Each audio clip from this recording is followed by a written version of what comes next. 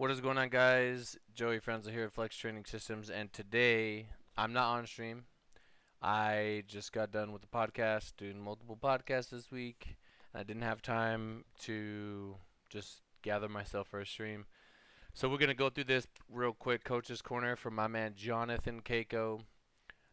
Yeah, just gonna keep up with that theme for a little bit. I might do. I don't think I need to do any more on nationals. We'll probably get back into the flow of just informative stuff, talk about whatever news is coming up. But anyway, um, yes, okay, we are ready to go. I hope you guys can see this okay. I don't have any way of getting like all of John's lifts on like really good, in really good quality. So I'm just gonna go based off what he has on the gram. Anyway, if you guys didn't already know, John won nationals, told first place in the 93 kg class. And the reason why this meet was so like dire or significant or just impactful or like we really got to win this one because we didn't get to go to Worlds after winning last year, and John's like just one of his biggest dreams is to compete at IPF Worlds and become world champion, and his passion. And for us to have that taken away from us due to COVID is pretty tough. But we're like, you know what? Whatever, we'll get back in the saddle. We'll win again. And he was able to do that. And, hopefully we can still go this year. I think it's going to happen. We're doing all the paperwork for it and everything. So, it's looking good. We'll see. But anyway, um, these are the numbers he finished with. If you guys want more details, you can head over to his Instagram, which will be in the description down below. I'm also going to pull it up. 302.5 squat, which I am going to talk about squat a little bit more in depth when we get to videos. I'll do that with all the lifts. Squat, bench, deadlift. I'm extremely happy with this bench, especially given the conditions. 1941 total. Able to get it done. We have some things we need to work on, and there are some things that um, I don't really know how we could have controlled them. It just happened to be, and we had to show up where we needed it, and we were able to come out on top. But that being said, let me pull up his meet. So if you guys want more details, John does a nice breakdown here of his perspective of the meet. His Instagram is again in the description down below, league underscore of underscore lifting. And I'm really sorry again that this is so small. I don't really have any other way to blow it up or make it bigger. You guys can check it on the gram. But basically, leading into this competition, John's squat training was consistent. Everything was, consistent in his training. But I noticed his body weight was lighter than it normally is, and I wasn't really sure what that was about. Now, recently, John did a meet before this, and we basically did the same things that we've been doing. Just making sure he's not hungry, making sure he's fueling himself for training. Um, but he's a little bit heavier coming into that meet, and the circumstances of that meet were it's a local meet. You don't have to travel. There's no loss of body weight or anything like that, and I'm not really too sure what it was. Maybe it was because we only trained in the bunker, so his activity level was extremely low. Since then, we're looking at everything and we're making sure that he's actually with the nutritionist now. Like we're gonna get everything on point, and we're just gonna make sure that this doesn't happen. And I can just tell his nutritionist, hey, I want his body weight here. He's gonna do that. John will execute, and then he'll be heavier, which will in turn help his squats. He was like 206 2 days out. That is unacceptable. You cannot be 208 during prep. I need him to be way heavier than that. So that is an easy, easy, easy place we can get extra kilos. Easy. Just got to get bigger. That's it. Got to get bigger. I'd like to see him gain up to 9 pounds slowly over time. Maybe even up to 220, and then we'll cut down, and then we'll water cut from there. But regardless, we gotta get bigger. We need to be stronger. We can't be light like this. The variables are going to be on point. We're going to understand and know why why is it that he came in light? Why was he so light so early? Granted, there are a lot of things that he dealt with outside of powerlifting that were very stressful. You guys will see this if you guys read his little description here. Um, and then I just wanted to quickly talk about the travel leading into the meet. His He had to take multiple planes. The first plane got delayed, which made him miss the second plane. There were no more flights getting back into Florida, so he had to fly like to some random city and then take a Uber, um, for hours to get to where he needed to go. And all of that is going to not only put your stress through the roof, but his eating is just completely trashed at that point. You don't have time to stop to get food because you have to race to get you have to be more physically active. And I actually spoke to his nutritionist, um, and we talked about it, and we actually think it's because he was doing way more cardio than he needed to that close to the competition. And he just lost hella weight. He lost hella weight. He lost hella body weight. He wasn't eating correctly. He was stressed out. All these things, all these different variables. His sleep is screwed up. It is what it is. He ended up getting to the meet, so at least he had a day to rest.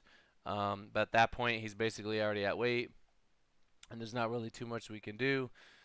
Um, and we weighed in, and I knew, like, kind of based on his squats, like, all right, we're gonna be strong, but we're not gonna be like top end all time PR.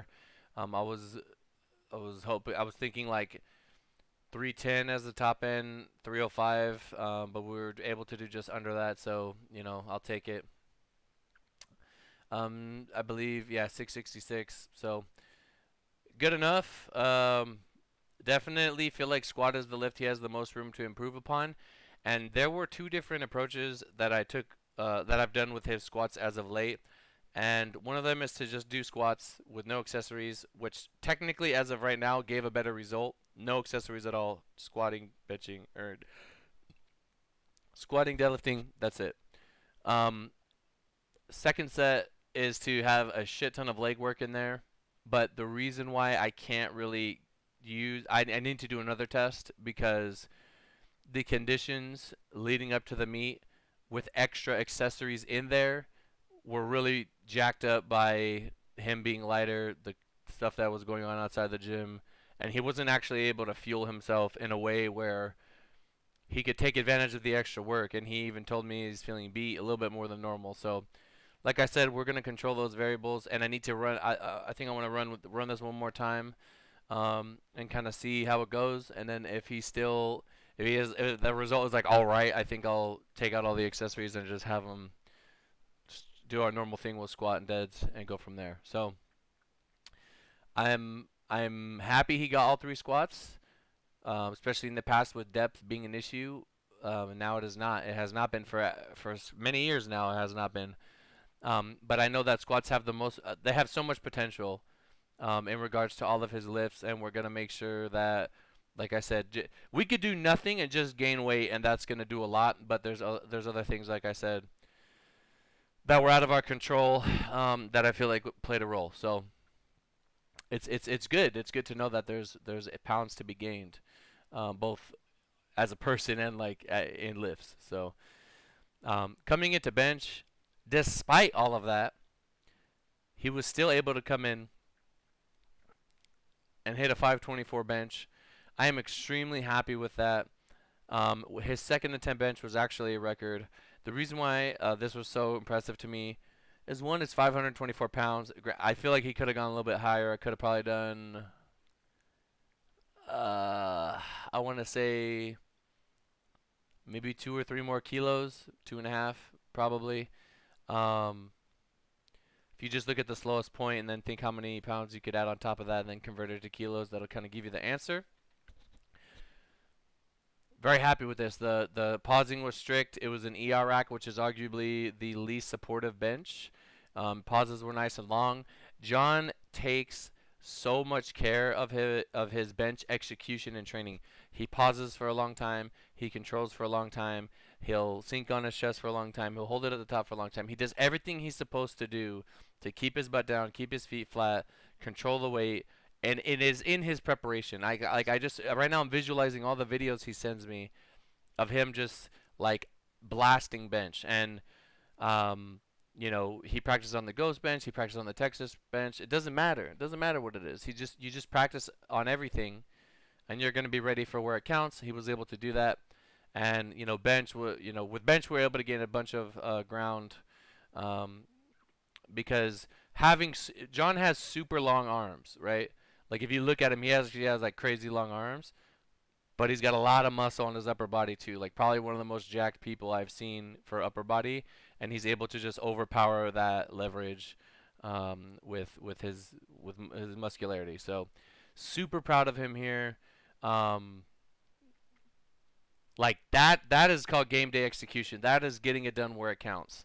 You know what I mean? Refining your craft to the utmost perfection and then getting it done on the platform where it matters. Good old reliable bench. Okay, deadlift, also incredibly reliable lift for him, his strongest lift. I knew that his top end that I was willing to go based on last meet was 771. I think on this day, 760 for sure. 760 for sure was there. I mean, it doesn't even matter at this point because you're going for the win. Whatever it is, we're gonna put it on the bar and he's gonna do it. Um, but I'm happy he was able to get it done. As you saw afterwards, he got very emotional. You guys can read more about it here. I believe SBD made a little highlight video for it. Let me see if I can find it. Yeah, they made like a little highlight video for it. Um, and honestly, like I have been through so many journeys with John, so many battles with John. We've been to so many different meets. We've gone through so much shit. We've battled adversity. We've overcome just everything. And for him to like get it done where it counts, um, it's extremely rewarding as a coach, as his friend, as whatever you want to call me. Just to be able to see him get it done, representing the double X, blowing it up where it counts, and getting his just getting it done, man.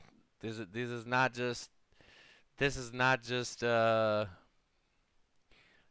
lifter, man. This is like a friend. This is beyond that. So I'm really proud of him, and I'm thankful that we were strong enough to get it done.